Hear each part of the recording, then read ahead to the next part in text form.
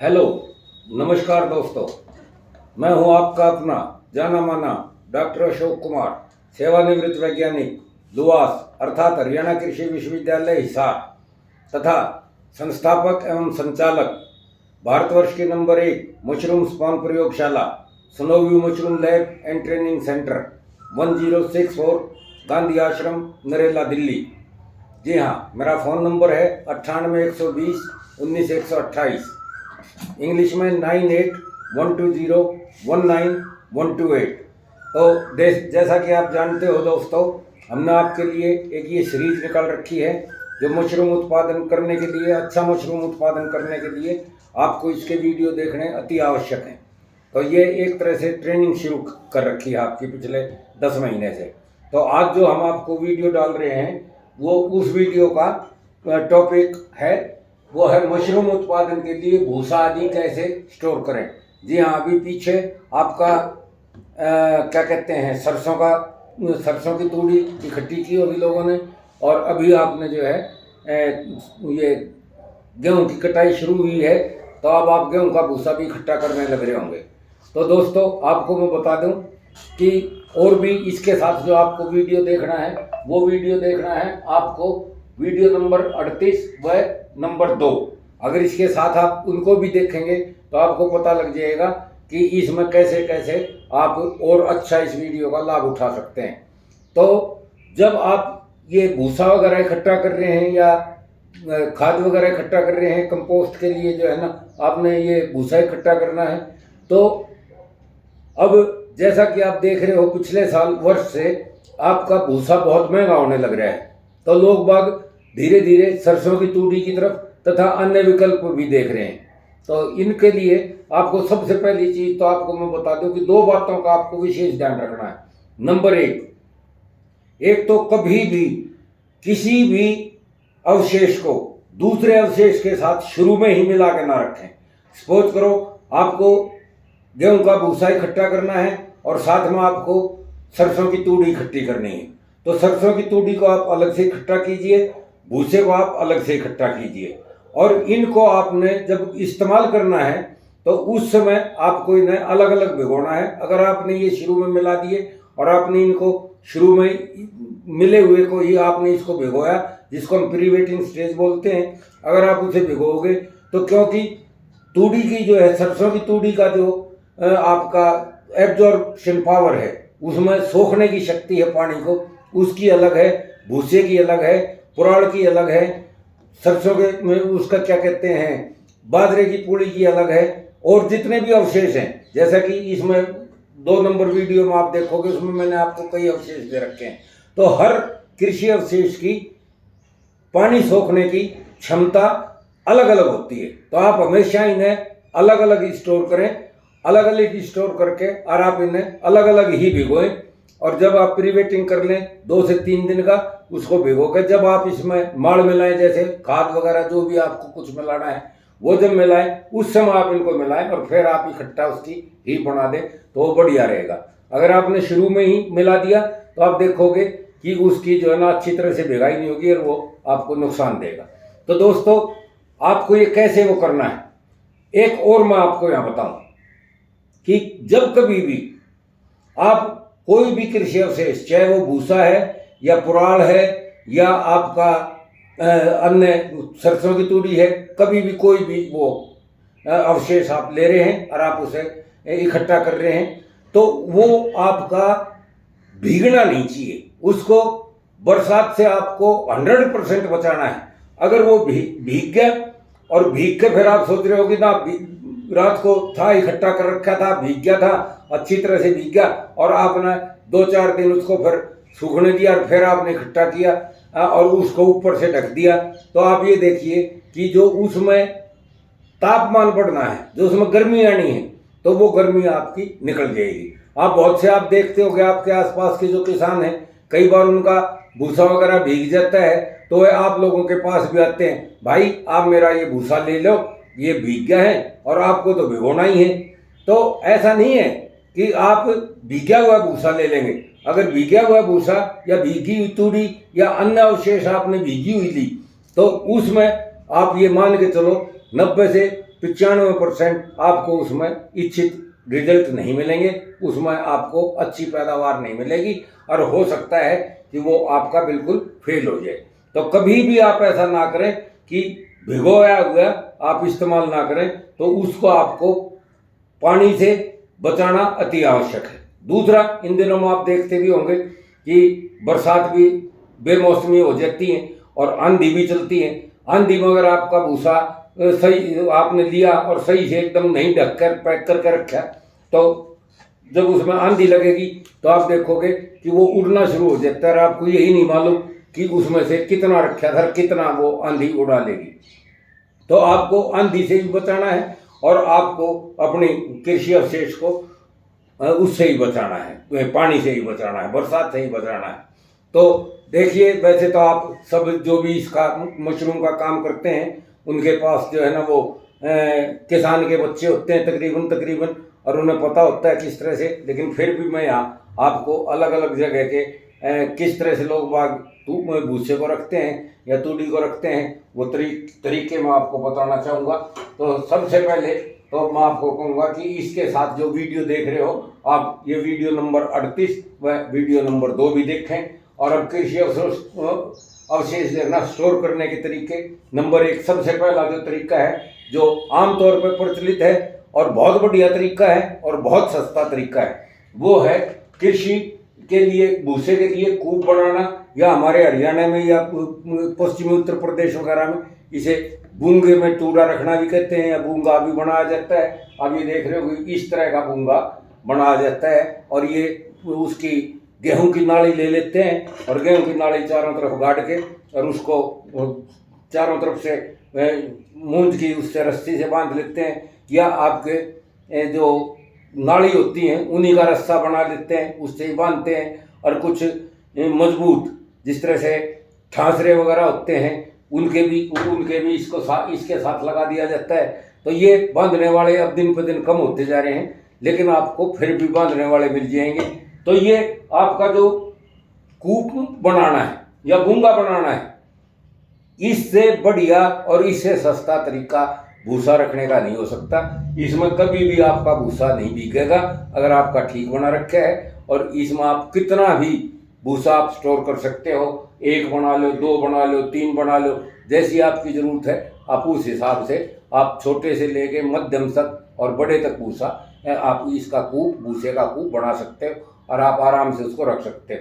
बस ध्यान यही रखना है कि जहाँ आप ये कूप बनाओ वो कहीं ऐसी जगह नहीं बने जहाँ लो लेवल जमीन हो, उसकी वहाँ पे पानी भरता हो। अगर पानी भरेगा इसके साथ तो पता लगा कि ये पानी इसमें जाएगा और आपको ये लगेगा भी नहीं कि ये पानी पी गया है और आपका भूसा पानी पी जाएगा। तो सबसे बढ़िया तरीका कूप द्वारा या बूंगा बना के बूंगे में भूसा रखना, ये सबसे बढ़िया तरीका है। दूसरा, ये है तो महंगा तरीका, तो ये भी बहुत बढ़िया है। वो क्या है? पक्का मकान या घर या टीन शेड।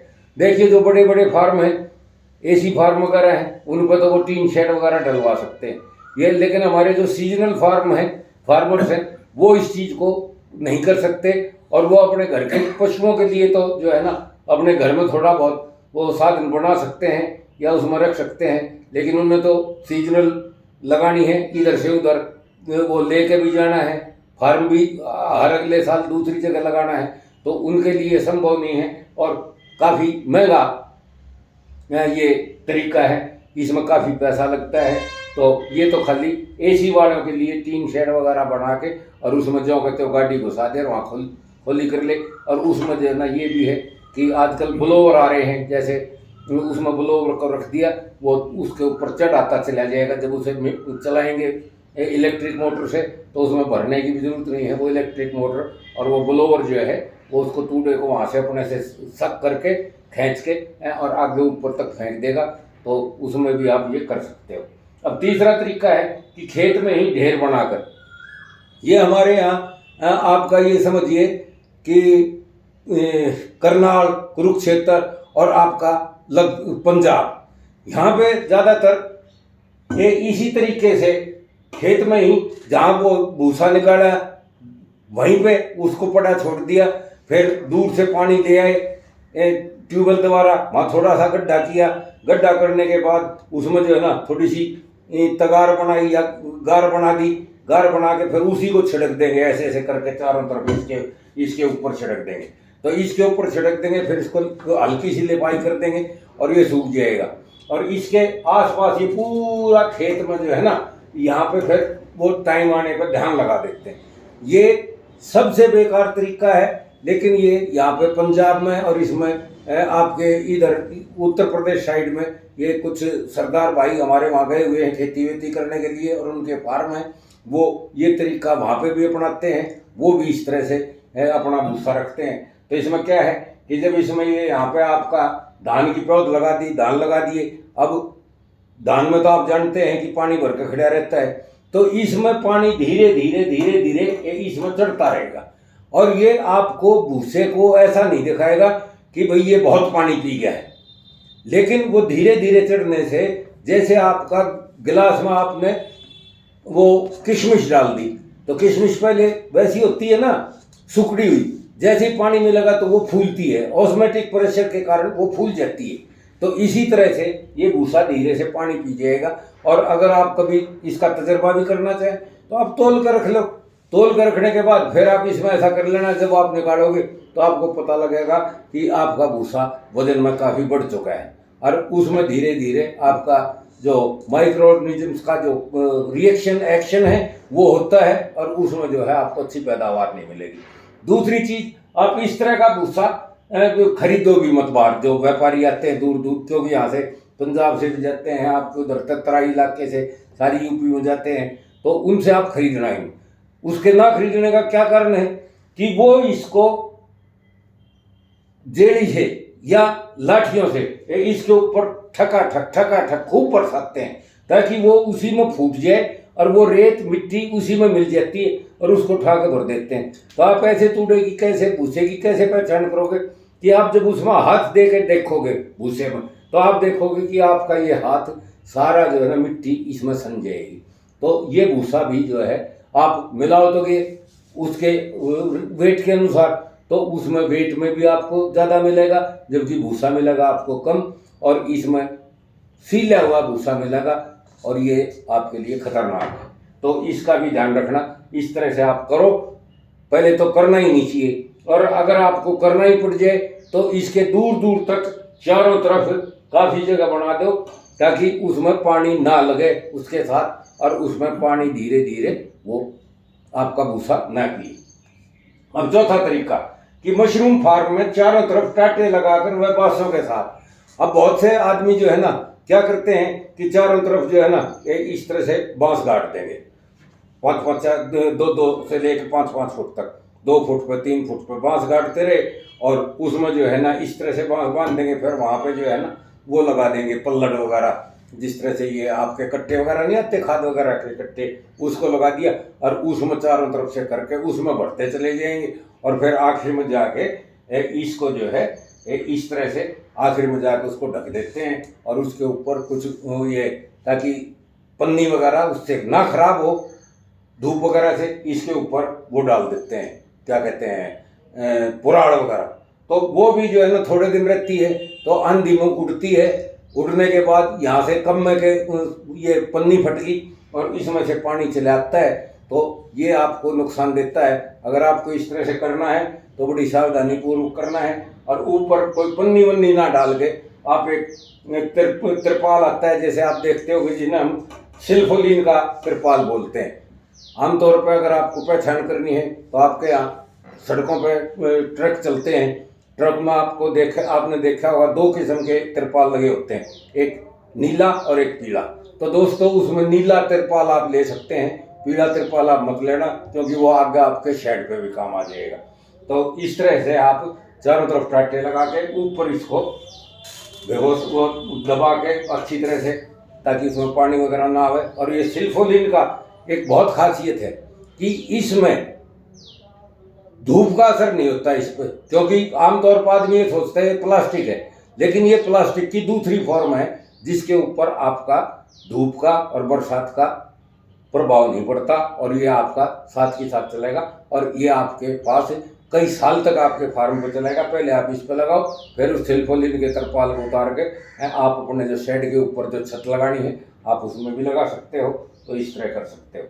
इसी तरह से 5वां, मशरूम ग्रह बनाकर बिना सीढ़ियों के, जैसे आप वो बनाते हो हैं, और मैंने आपको ये वीडियो बना रखा है 38 नंबर वीडियो। इस 38 नंबर वीडियो में अगर आप देखेंगे तो आपको उसमें मैंने बताया है कि कंपोस्ट को किस तरह से आप धूप उससे बरसात से बचा सकते हो। क्योंकि पिछले 2-3 साल से जब कंपोस्ट बनाने का टाइम आता है तो उस समय भी बहुत ज़्यादा बरसात होने लग रही है, और अब की बार तो आपका काफ़ी नुकसान हुआ है। पिछले 2 साल से इस साल तो पिछले सारे नुकसान तोड़ दिए, उसके पैमाना तोड़ दिया है उन्होंने, और काफ़ी नुकसान लोगों को हुआ, खासतौर से आपका बरेली क्षेत्र में या इधर हरियाणा में। तो इसका आप ये कर सकते हो। अब ये है कि इसमें आप वो अपना शेड बना लो, उसमें सीढ़ियाँ मत लगाना, उसमें से कर लो, उसमें से निकाल के आप भिगो सकते हो, और फिर उसमें आप सीढ़ियाँ लगा के वो हो जाएगा। और इसके ऊपर जो ग्रह आपको बनाने हैं उस पर सिल्फोलिन का तिरपाल लगाना है, प्लास्टिक की पन्नी नहीं लगाने हैं। तो ये आपको मैंने 5 तरीके बताए हैं कि किस तरह से आप अच्छी तरह से अपने भूसे को, या आप अपने सरसों की तूड़ी को, या कोई और भी अगर आप में इस्तेमाल करना है तो उसको भी आप इस तरह से कृषि अवशेष या जो आपके वो हो जाए उनको इस्तेमाल कर सकते हैं। लेकिन ये ध्यान रखना है कि आपको हर हालत में पानी से बचाना है, आंधी में उड़ने से बचाना है। तो दोस्तों, इस वीडियो को हम यहीं विराम देते हैं, और मैं चाहूँगा कि आप इस वीडियो को ज़्यादा से ज़्यादा शेयर करें, और ज़्यादा से ज़्यादा लाइक करें, सब्सक्राइब करें, और इसका आप पूरा फ़ायदा उठाएं। जय हिंद, नमस्कार, टाटा, बाय बाय।